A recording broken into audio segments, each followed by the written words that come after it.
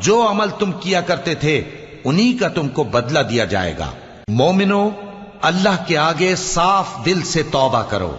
उम्मीद है कि वो तुम्हारे गुनाह तुमसे दूर कर देगा और तुमको जन्नतों में जिनके नीचे नहरें बह रही हैं दाखिल करेगा। उस दिन अल्लाह पैगंबर सल्लल्लाहु अलैहि वसल्लम को और उन लोगों को जो उनके साथ ईमान लाए हैं रुस्वा नहीं करेगा, बल्कि उनका नूर ईमान उनके आगे और दाहिनी तरफ रोशनी करता हुआ चल रहा होगा और वो अल्लाह से इल्तिजा करेंगे कि ऐ परवरदिगार, हमारा नूर हमारे लिए पूरा कर और हमें मुआफ फरमा।